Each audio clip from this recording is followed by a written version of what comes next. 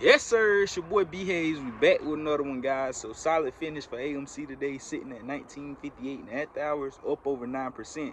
Way better than a lot of people's expectations, guys. Even myself. A lot of people, we could tell by the comments this morning, people, speaking too soon, because now their whole mood probably changed now. Like, dang, I was talking crap on the video from this morning, and now we end up having a good day. Now I wish I could take it back, but you can't. So you already know, guys, it's whatever though. I already know how it is being out here, being on this journey for this long time. You get frustrated, but hey, don't take it out on me. Take it out on yourself. But anyways, guys, let's go ahead and take a look at it. AMC is sitting at $19.58 in the after hours. Solid close on today, guys. Good continuation. We need to keep it going.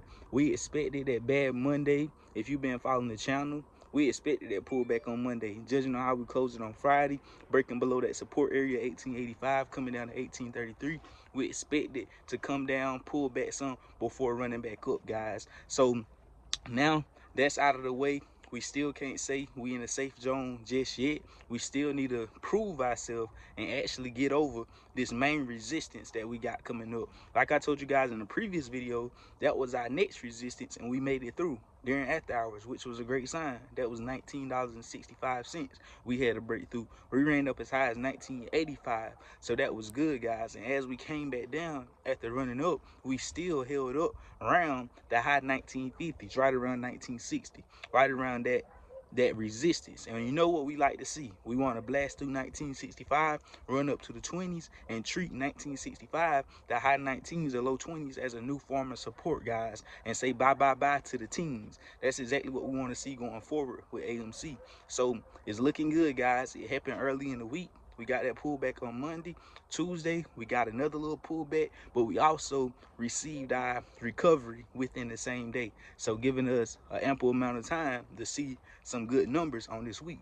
And like I did say, I see we potentially could get to 28 this week. If we break above 22, 23 early on this week, hopefully going into tomorrow, we can most definitely potentially see those numbers, guys. I didn't put a day on it. I didn't put an hour or time frame on it that specifically, but I did say it could potentially happen this week. Don't get your hopes up.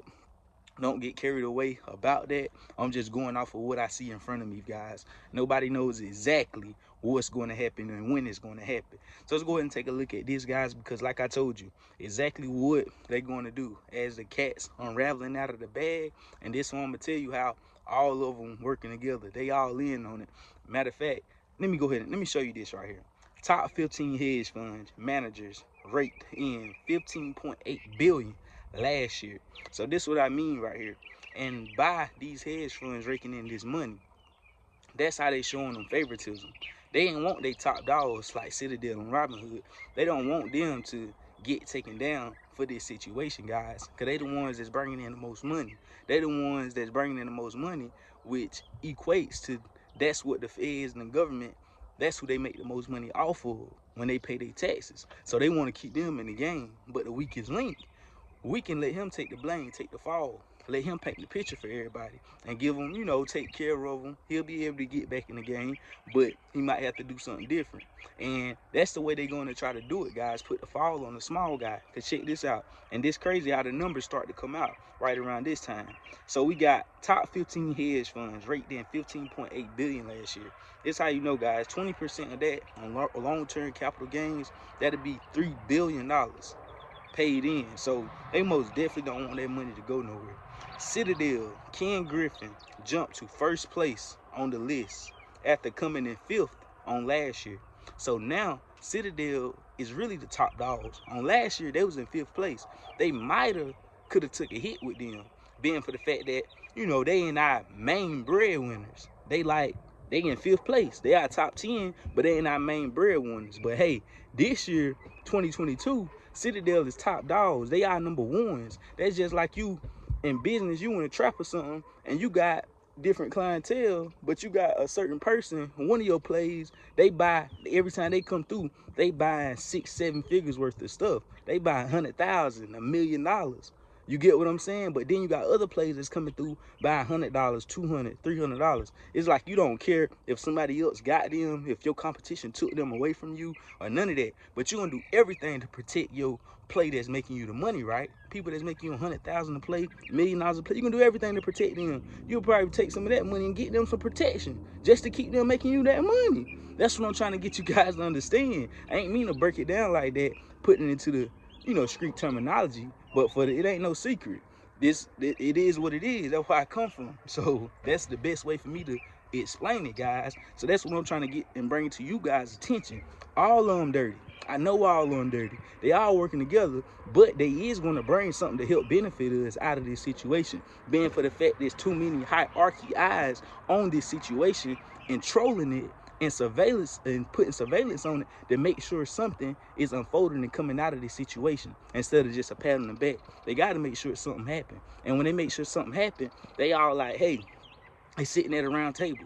Like, somebody got to take the fall. Who is going to be?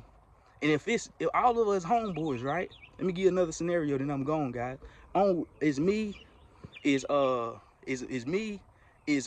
Kevin. I'm gonna put it like that. It's me, Meet Kevin, Graham Stephan. Y'all know the big YouTubers, Stock Mo. It's all these big YouTubers, right? And out of all the bunch, B-Hayes the smallest one. We like, who gonna take the hit? Who gonna take the fall? They like, well, B, you the one making the least amount of revenue. You got the least amount of followers. You got the least amount of this.